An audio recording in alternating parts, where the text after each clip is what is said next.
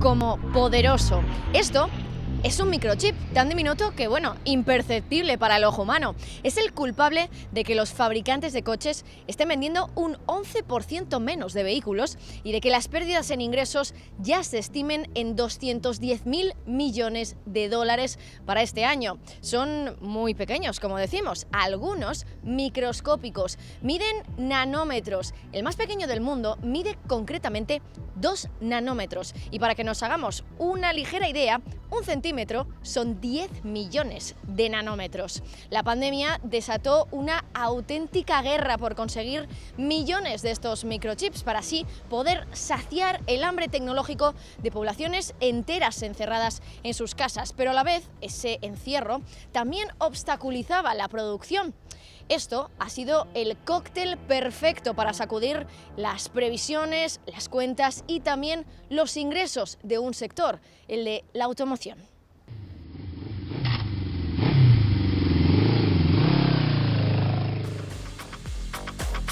Los microchips ya son parte del cerebro de un vehículo. En estas pequeñas piezas de silicio se almacena la información de todo lo inteligente que puede hacer un coche. En los sistemas de navegación, en los servofrenos, todas las luces de emergencia que vemos en el tablero están asociadas a dispositivos electrónicos que llevan microcontroladores, por tanto, silicio, semiconductores, etc. Son indispensables para que el vehículo haya pasado de ser una máquina mecánica a un ordenador con ruedas. Cada coche, de media, puede contener un centenar de microchips. Eso hace que en España sean necesarios unos 300 millones de microchips de semiconductores cada año. Si contamos en España, por decirte algún número, que se producen, se fabrican unos 3 millones de vehículos por año. Y cada vehículo, como te he dicho, pues lleva unos 100 dispositivos de semiconductores. Hablaríamos de 300 millones, ¿no?, de chips necesarios por año en España, en lo cual nos iríamos casi pues a 1 millón de chips por día. Pero la fabricación de los microchips lleva intrínseco un problema: la complejidad y el precio de esa tecnología. Con instalaciones que podrían parecerse a centrales nucleares en cuanto a tamaños, con inversiones del orden de 20.000 millones de dólares cada instalación, que están trabajando pues las 24 horas del día, los 7 días de la semana, y que requieren pues salas blancas con niveles de purificación del aire, del agua muy elevados. Pocos saben fabricar microchips y para producirlos, además, necesitan meses. Al final tenemos procesos que pueden ser de unos 700 pasos en los microcontroladores más complejos, que pueden durar 2 meses de proceso. Y a todo eso hay que sumarle que la mayor parte de la fuerza productiva de los complejos microchips está muy focalizada. El grueso de las fábricas está en el sudeste asiático, concretamente en 2 países, Corea del Sur y Taiwán. Este último concentra el 30% de la producción de chips de todo el mundo. Y eso, teniendo en cuenta su situación geográfica y estratégica, es un cuello de botella preocupante para los expertos. Pensemos que aproximadamente el 30% de la producción mundial de chips hoy en día está en Taiwán, una pequeña isla delante de las costas del mar de la China, un área de tensión geoestratégica hoy de primer nivel, de primera importancia, porque Taiwán, pues como sabéis, es reclamada como una provincia de China. Taiwán se considera pues un país independiente en sí mismo. Y a la complejidad, la focalización de la producción y las millonarias inversiones que implica la fabricación de microchips, súmenle además una pandemia mundial. El encierro masivo disparó la demanda de dispositivos tecnológicos para utilizar en casa, como ordenadores o televisiones. Pero en un mundo paralizado, los coches quedaron en un segundo plano. La demanda se ralentizó y los fabricantes de vehículos también tuvieron que frenar. Pero ¿por qué no siguieron produciendo coches aunque los pedidos se hubieran desplomado? Pues por culpa del método japonés que se utiliza en la producción de automóviles, el llamado just in time. Que es normalmente tengo niveles de inventario bastante bajos y tengo una cadena de suministros súper coordinada, súper bien engrasada, que opera en sincronía, de tal manera que yo soy el fabricante del coche finalista, yo voy pidiendo suministros conforme los voy necesitando. Y esto funciona muy bien si toda la cadena de suministros opera totalmente en sintonía. En el momento que hay disrupciones en una de las patas, toda la cadena se rompe.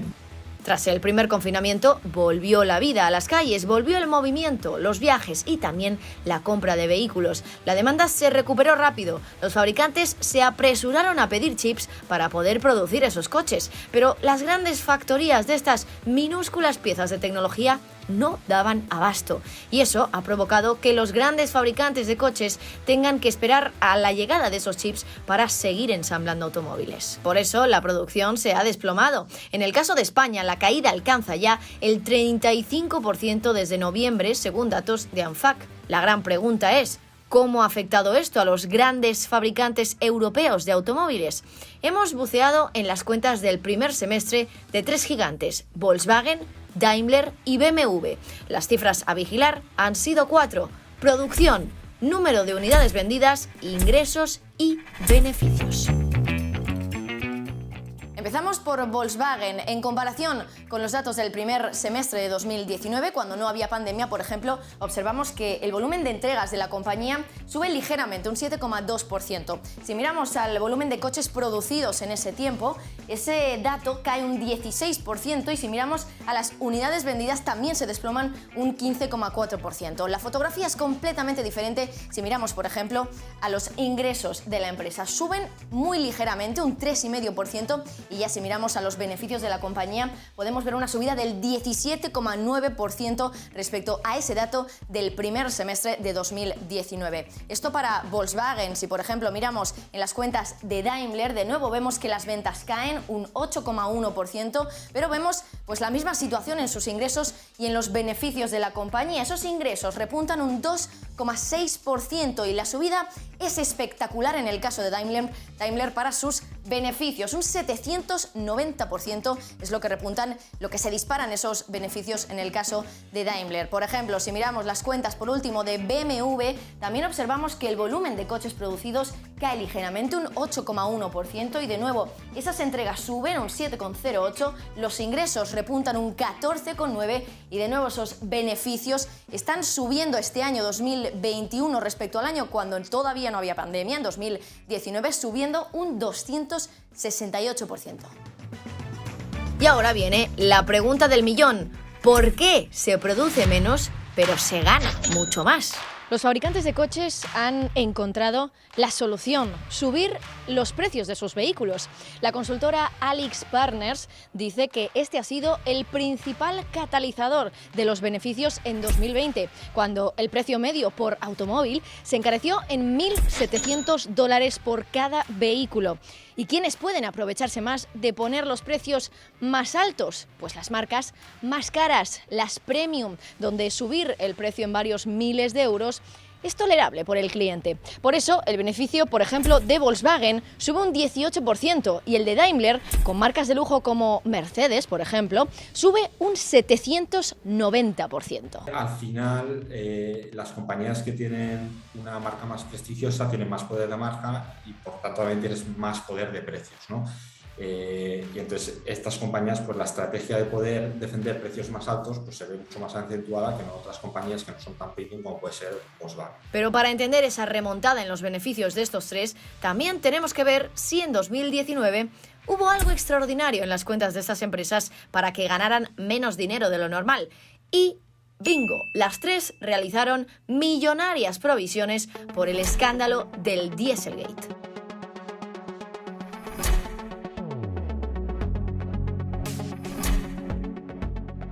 Por todo el escándalo de las emisiones de gases, tuvieron que hacer provisiones importantes en previsión de las multas que podían recibir por todo este tema.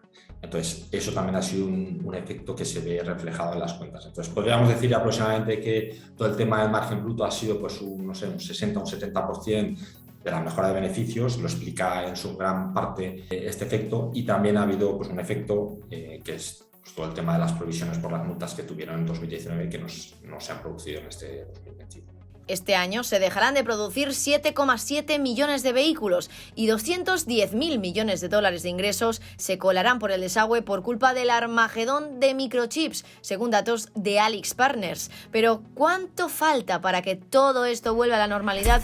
¿Y qué se puede hacer para acabar con esta crisis tan demoledora para el sector automovilístico?